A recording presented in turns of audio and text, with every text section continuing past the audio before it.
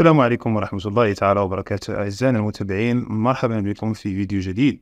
اليوم إن شاء الله وبحول الله سوف نتطرق إلى أسماء الأعشاب باللهجة الجزائرية.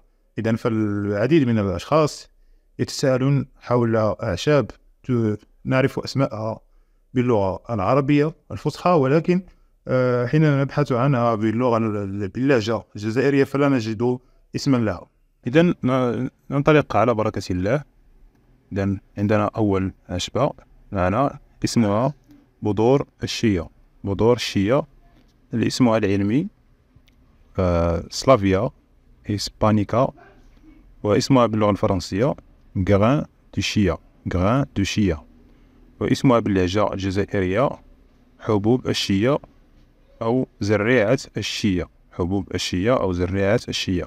إذن كما تشاهدون معي، هذا هو شكلها. هي عبارة عن حبوب شبه سوداء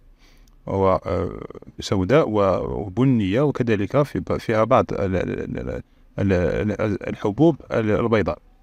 إذن تسمى حبوب الشيا. ننتقل إلى العنصر الثاني، وهو اسمه باللغة العربية الشمر. إذن الشمر اسمه العلمي فونيكولوم فولغار. اسمه العلمي فونيكولوم فولغار. اسمه باللغة الفرنسية فوليل كوميم. وباللهجة الجزائرية تسمى الكروية. الكروية أو الكروية، تسمى الكروية أو الكروية.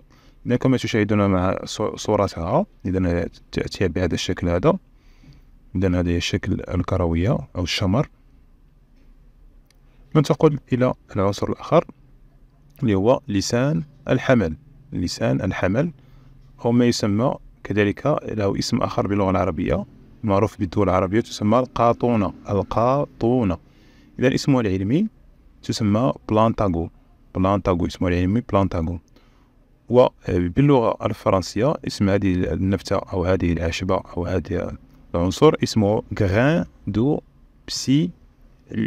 بسيليون. غران دو بسيليون. غران دو بسيليون. وباللغة الفرنسية باللهجة الجزائرية تسمى قطونة. القطونة أو القطونة. القطونة أو القطونة في بعض المناطق تسمى القطونة. إذن كما تشاهدون الصورة ديال صورتها، هي صورتها عبارة عن شكل بني ما يميل إلى الإحمرار. أمر إلى العنصر الآخر. عندنا نبتة اليانسون. نبتة اليانسون. نبتة اليانسون اسمها العلمي بيمبينيلا أنيسيوم. بيمبينيلا أنيسيوم. اسمها باللغة الفرنسية لانيس ولا أني فيغ. لانيس فيغ. لاني فيغ. تسمى باللهجة الجزائرية حبة حلاوة. حبة حلاوة. حبة حلاوة. إذن كما تشاهدون معي، هذه هي صورة هذا العنصر. إذن كما تشاهدون صورتها. ننتقل إلى العنصر الآخر أو النبتة الأخرى، تسمى الرواند. الرواند اسمه العلمي غيم. غيم. اسمها بالفرنسية غيبارب. غيبارب. ففي الجزائر تسمى الاسم باللهجة الجزائرية تسمى الرواند. الرواند. إذا كما تشاهدون معي تستعمل جذورها، هي تحتوي على فوائد كثيرة. جذورها تحتوي على فوائد كثيرة، وكذلك الأوراق. ولكن ما هو معروف الجذور فهي معروفة أنها لها فوائد كثيرة من حيث العلاج الطبي. نمر إلى العنصر الآخر الجرجير. الجرجير وهو عبارة عن نبات أخضر، واسمه العلمي يوريكا فيسيكاريا. يوريكا فيسيكاريا. اسمه باللغة الفرنسية روكيت. دي روكيت. وفي الجزائر تسمى القرنونش. القرنونش. القرنونش. ده معروف بهذا الاسم، تسمى القرنونش. إذا كما تلاحظون صورتها، هذه الصورة هي نبات أخضر. نمر الآن إلى العنصر الآخر هو رجل الحمام. رجل الحمام. وهذا رجل الحمام فهو اسمه العلمي تسمى فيربينا أوفيسيناليس، فيربينا أوفيسيناليس. اسمه باللغة الفرنسية لا فيرفين، لا فيرفين. وباللهجة الجزائرية فهو يسمى اللويزة، اللويزة، اللويزة باللهجة الجزائرية. ننتقل الآن إلى عنصر آخر. كما تلاحظون معي صورتها، نعود إلى الصورة، فهي نباتة عبارة عن أوراق. إذن أوراق هذه النبتة تحتوي على الأوراق لها فوائد كثيرة، فتساعد على تهدئة الأعصاب والارتخاء، وتساعد كذلك على النوم والارتخاء. هذا عندما نقول النوم الارتخاء فنقصد به الراحة والنوم وتهدئة الأعصاب. نمر الآن إلى العنصر الآخر اللي هو الهندباء. الهندباء، عندنا نبتة الهندباء باللغة العربية اسمها معروفة في الدول العربية بالهندباء، وتسمى في اسمها العلمي، فهي معروفة باسم العلمي سيكوريوم انتيبوس. سيكوريوم انتيبوس. تسمى باللغة الفرنسية عدة أسماء بالفرنسية، تسمى بيسونلي، بيسونلي، أو تسمى كذلك دون دو ليون، دون دو ليون، دون دو ليون.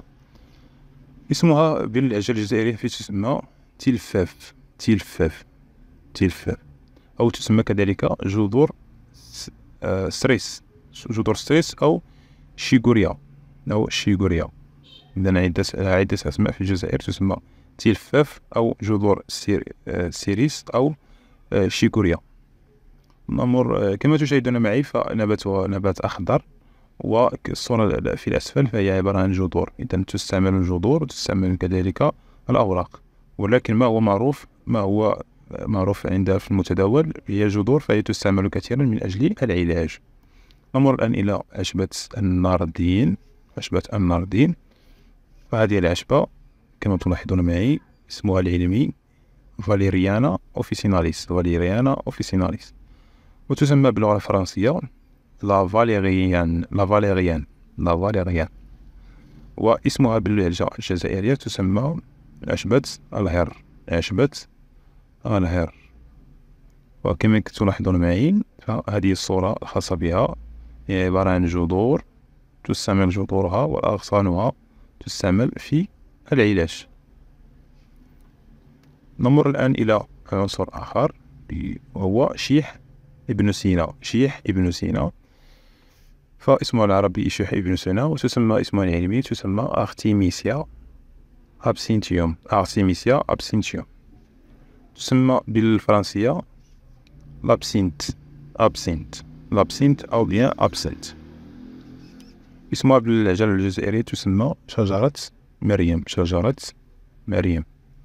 إذا كما تلاحظون معي فهي هذه هي الصورة الخاصة بها، بهذا النبتة بهذه النبتة. نمر الآن إلى فهذا شيح ابن سينا تستعمل أوراقها فقط، أوراقها فقط. نمر الآن إلى العشبة الثالثة الأخرى تسمى الترميس، الترميس، الترميس. اسمها العلمي تسمى لابينوس، لابينوس، لابينوس. إذن لابينوس، واسمها باللغة الفرنسية لابين، لوبين، لوبين باردون، لوبين، وتسمى كذلك تراموس، تراموس، تراموس، لوبين أو بيان تراموس. بالنسبة في الجزائر فهي لا يزرع في الجزائر، لذلك لا يعد من الأطعمة المشهورة في الجزائر. إذن هذه النبتة تستورد من الخارج، فبالتالي لا نجد لها اسم في الجزائر. نمر الآن إلى العشبة الأخرى هي عشبة القديسين، عشبة القديسين. هذه عشبة القديسين فهي معروفة جدا وأصبحت متداولة في أيامنا في السنوات الأخيرة، فهي لها فوائد كثيرة. إذن بالنسبة لاسمها العلمي فهي تسمى إبيريكوم بيرفوراتوم، إبيريكوم بيرفوراتوم. هذا هو اسمها العلمي. واسمها باللغة الفرنسية تسمى ميل بيريتيوم، ميل بيريتيوس بيرفوري، ميل بيريتيوس بيرفوري. في الجزائر تسمى عشبة القديس يوحنا، عشبة القديس يوحنا، عشبة القديس يوحنا. إذن هذه هي الصورة الخاصة بها، فهي عبارة عن نبتة قصيرة القد، ليست بطويلة، ولها نبات لها أوراق تزهر أو ورود على أوراق رقيقة شيئا ما. إذا نمر إلى العنصر الآخر، عشبة القتاد. فهذه العشبة فهي اسمها العلمي أستراغالوس. اسمها العلمي أستراغالوس، وتسمى بالفرنسية أستراغال. وفي الجزائر فهي تسمى القداد أو لا القداد. القداد. إذن لها عدة تنطق بعدة صيغ، القداد وكذلك الكداد. الكداد أو القداد. إذن كما تلاحظون معي فلها أوراق صغيرة شيئا ما، وتزهر كذلك، تعطي زهور صفراء. نمر إلى العنصر الآخر، عشبة الماكا. إذن اسمها العلمي تسمى لوبيديوم ميني. وتسمى بالفرنسية لا ماكا. وباللهجة الجزائرية تسمى الماكا. إذن كما تلاحظون معي في الصورة، فهي عبارة عن نبتة يستعمل جذورها وتطحن من أجل الاستعمال في العلاجات الطبيعية. إذا نمر الآن إلى العنصر الآخر، البرقدوش. اسمه باللغة العربية البرقدوش، واسمه بالاسم العلمي تسمى أريغانيوم ماجورانا. تسمى باللغة الفرنسية لامارجولين. وتسمى كذلك باللهجة الجزائرية تسمى مرزقوش ولا مرزقوش. إذن هو يستعمل كثيرا، ينقع أو يستعمل كذلك في كمشروب مع الشاي أو مع الماء الساخن. إذن نبات أخضر تستعمل أوراقه. إذا نمر إلى العنصر الآخر، هنا قشور السيليوم. بالنسبة لقشور السيليوم فاسمها العلمي تسمى بلانتاغو أوفاتا. الاسم بالفرنسية تسمى إسباغول. وفي الجزائر فهي تسمى بقشور القطونة.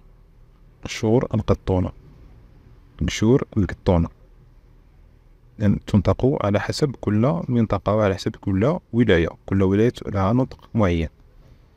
إذن كما تلاحظون معي هذه الصورة الخاصة بها، هي عبارة عن نبات تشبه القمح. نعم، شكلها طويل وتعطي زهور، وهي تعطي كذلك بعض الحبيبات أو بعض الثمار. نمر الآن إلى عنصر آخر، عشبة المرة أو الصمغ المرة. إذن هذه العشبة فهي تستخرج من شجر. فيتواجد أغلبه يتواجد في دولة اليمن. إذن معروفة كثيرا في دولة اليمن ودول شبه الجزيرة العربية. إذن تسمى اسم العلمي كوميفورا ميرا. بالنسبة لاسمها باللغة الفرنسية تسمى ميغ. واسمها باللهجة الجزائرية المرة. كما قلت فهي أصلها من دول شبه الجزيرة العربية وبالتحديد في اليمن، تستورد وبالتالي ليس لها اسم في التراث القديم في الجزائر. نمر الآن إلى كما تشاهدون معي، فهي عبارة عن صمغ أو تشبه الحجرة. هذه عبارة عن مادة تستخرج أو تخرج بشكل طبيعي من أغصان شجرة المرة. نمر الآن إلى العنصر الآخر اللي هو السماق.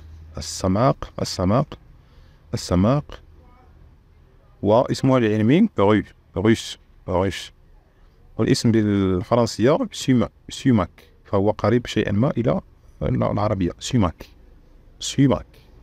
وفي الجزائر فهو تسمى العنزب، وكذلك تسمى في الجزائر السماق. إذن اسمها قريب شيئا ما إلى اللغة العربية. كما تشاهدون معي فهي عبارة عن شجرة تكون متوسطة الطول، فتعطينا زهور. هذه الأزهار فهي تستعمل من أجل العلاج. نمر الآن إلى عنصر آخر، عشبة عين الجرادة. هذه العشبة فهي تعطينا بعض الزريعة أو الحبوب، تسمى اسمها العلمي أنيتوم غرافيلونس. تسمى باللغة الفرنسية لونيت، و اسمها باللهجة الجزائرية الشبت أو لا البسباس، وتسمى كذلك البسباس. إذا كما تلاحظون معي هذه هي حبوبها أو الزريعة أو البذور. ننتقل إلى عنصر آخر، عشبة الناردين. عشبة الناردين فهي معروفة كثيرا، اسمها العلمي فاليريانا أوفيسيناليس.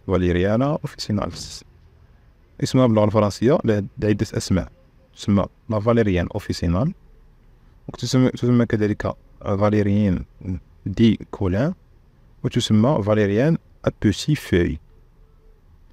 اسمها باللهجة الجزائرية.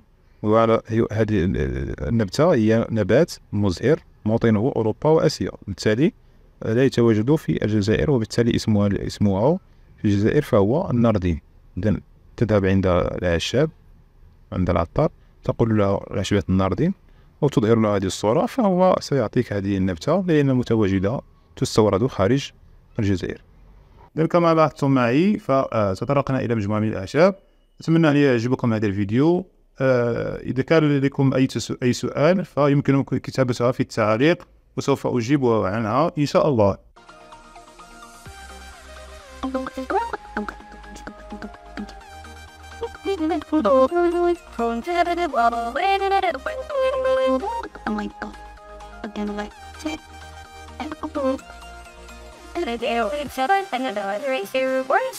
And